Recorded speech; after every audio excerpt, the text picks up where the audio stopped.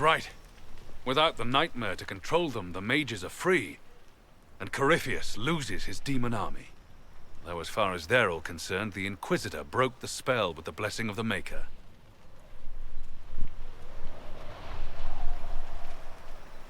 Once they understand what really happened... Honestly, after all the death they've seen, perhaps it would be better to let them believe the legend. Inquisitor, the Archdemon flew off as soon as you disappeared. The Venatori Magister is unconscious but alive. Cullen thought you might wish to deal with him yourself. As for the Wardens, those who weren't corrupted helped us fight the demons. We stand ready to help make up for Clarel's tragic mistake. Where is Stroud?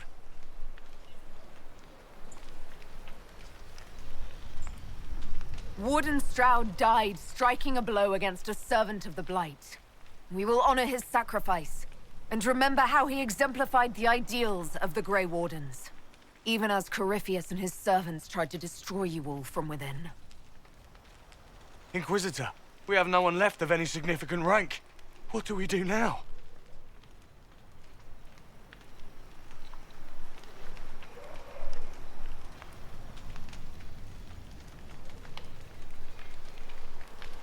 You stay and do whatever you can to help. Stroud died for the ideals of the Wardens. In war, victory. And we are still at war. Do you believe the Wardens can still help? I do, your worship. You're still vulnerable to Corypheus, and possibly his Venatori. But there are plenty of demons that need killing. After all that, you give them yet another chance? While they do that, I'll inform the Wardens at Weishaupt what's happened. Best they not get caught off guard. Thank you, your worship. We will not fail you.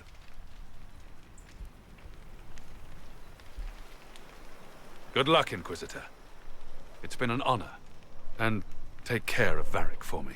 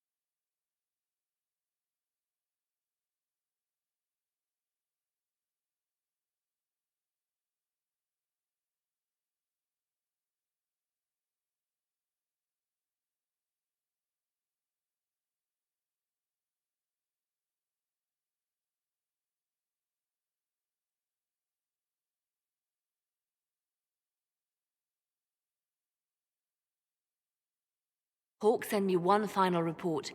He's on his way to Weishaupt. As for the Grey Wardens, they are fighting demons and Red Templars while staying clear of Venatori. You dealt Corypheus a significant blow, Inquisitor. At the time, it felt like a lot of running and escaping. Either way, Corypheus lost the army he would have used to conquer Thedas. While you bested Corypheus here and at Halam Shiral, he himself was not present either time. We fear he's close to finding another way to enter the Fade. When you have a moment, Colin and Josephine are waiting in the war room with an update. What was she like? Divine Justinia, or her soul, or the spirit that took her form. I read your report. I know it isn't clear, but...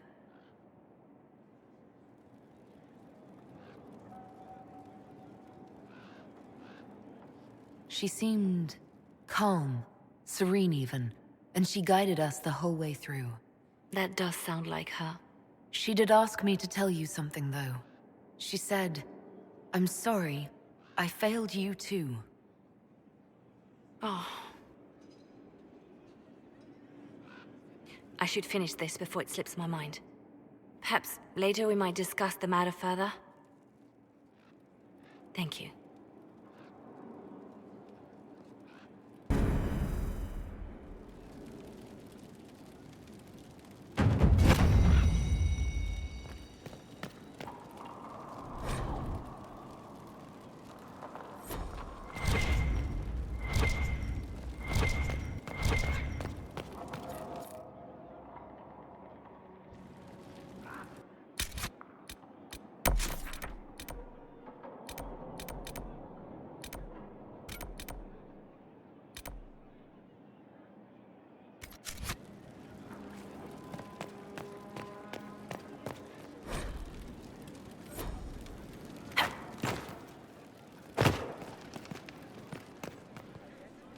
I set aside an entire shelf for Grey Warden lore, and so far it's not even half full. Those wardens and their secrets.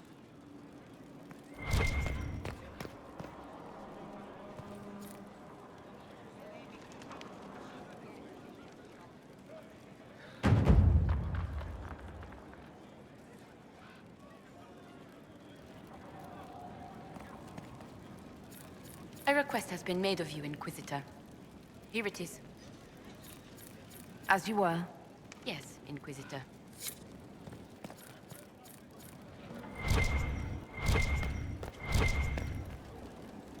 I'm told you gave the Grey Wardens another chance, Inquisitor.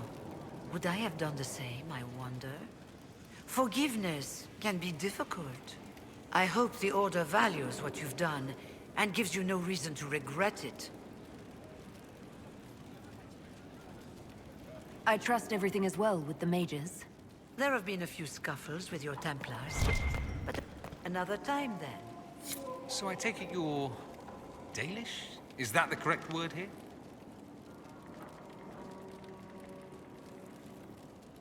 Yes, that's right. We don't have Dalish clans coming northward, for obvious reasons. So I've never met one of your people before, although I've heard about them. Little. I hope this won't be an issue between us. I am here to help you deal with the Venatori, after all. And I appreciate your help, Dorian. Excellent. Mutual appreciation is a grand way to begin. I should go. Try not to kill anyone without me.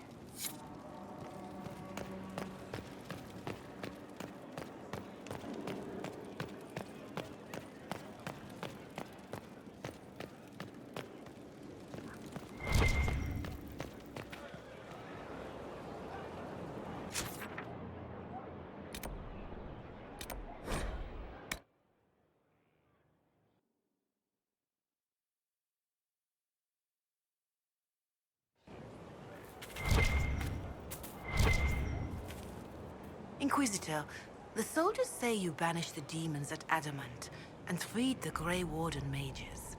I understand from Sister Leliana that the truth is somewhat more complex, but no less extraordinary. She said that you spoke with a figure in the Fade that seemed to be the soul of divine Justinia. I suspect many of the faithful would like to know what Justinia told you.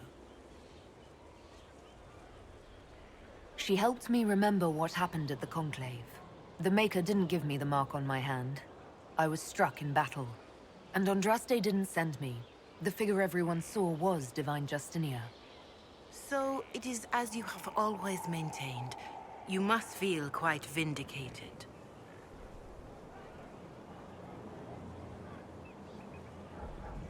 I'm relieved to have any worries about Andraste or the Maker put aside. This is now a battle of mortals and magic. One we can win. Then I will save my own ruminations upon faith and belief, and simply pray for your success, Inquisitor. It is wise that you do not let what happened in the Fade spread, however. Some would not understand. Now, is there anything I can help you with?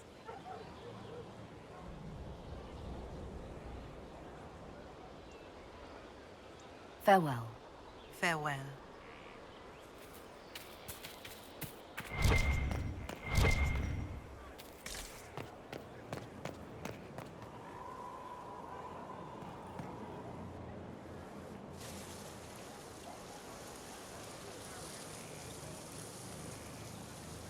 "'Tis a large fortress, Inquisitor. To think, until recently this place stood decrepit, occupied only by the desperate and the lost. Now it is party to events that threaten to shake the world. I wonder if it is pleased." It sounds like you've heard of Skyhold before. This fortress was built upon the remains of a site holy to the ancient elves. They called it Tara Salan, the place where the sky is kept. It is said that from here, they reached up to the heavens to bring them down to rest. They abandoned it, as did the humans who came after them. Bones laid upon bones, silent until your arrival. We were lucky to have found it when we did. Fate is often mistaken for luck, as Mother is fond of saying. The magic in this place has seeped into the stones, protecting it from darkness. Those who let it fall to ruin did not know what they possessed. You, I think, shall do it justice. I know you did not want me here, Inquisitor. I will do my best to aid your cause with all the knowledge at my disposal. This I swear to you. Just don't hold anything back. We need every advantage. Some might think Corypheus a madman for seeking godhood. Yet one must ask, what were the old gods? What secrets of theirs did the ancient magisters know?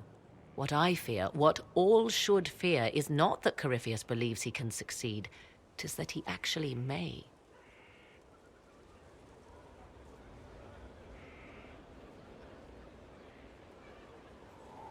I understand you have spared the Grey Wardens from destroying what goodwill was left them.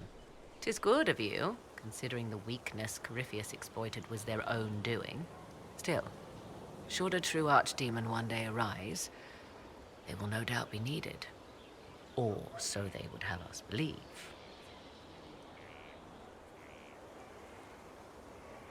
What work have you been doing to help us? Currently, my efforts are focused on determining what Corypheus is, and from where his power comes. The elven orb he carries is what draws my attention. I wonder if the power he used to tear open the Fade, in fact, came from the orb. Perhaps it is even the source of your anchor. If I learn of its origin, I may also learn what Corypheus now intends, as well as his weaknesses.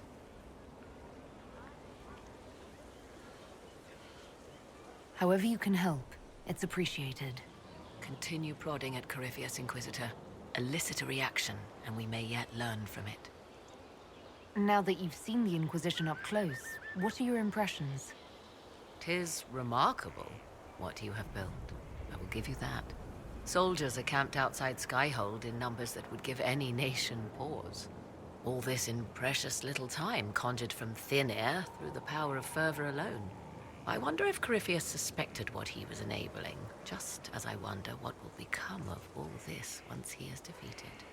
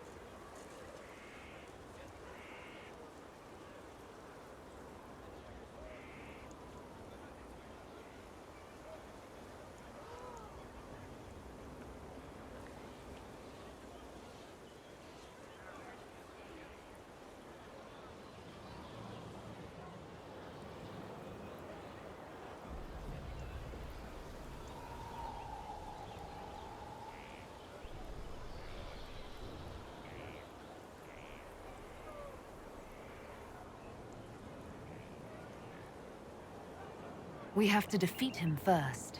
Then I'll worry about what's next. Should that happen, the world will lie at your feet, more or less. Beware the heights you reach, Inquisitor.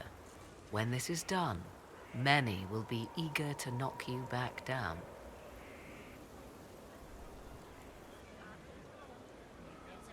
I'd like to know more about you. Ah, yes. Whence comes the mystery woman slinking her way into the Inquisition's ranks? Once I was an apostate, living well away from the banal influence of the Chantry in the Kukari wilds. Then came the Fifth Blight with its dark spawn, and I left Ferelden for the Empress's court. 'Tis certain the nobles of Orlais breathe a collective sigh of relief that I am now here.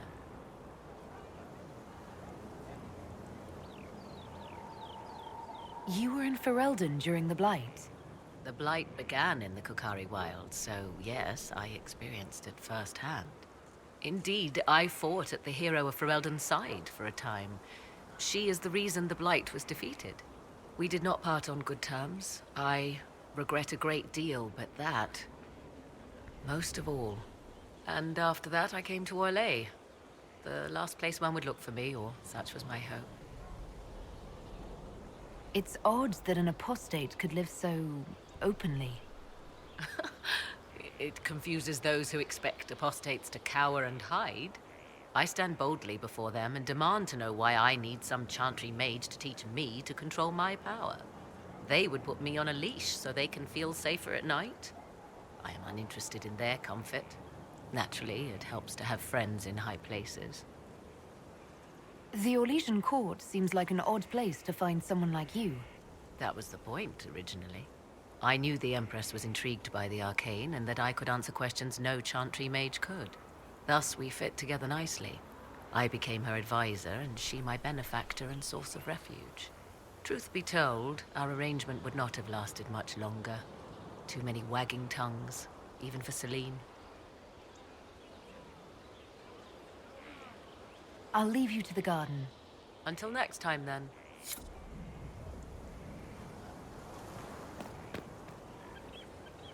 Riva.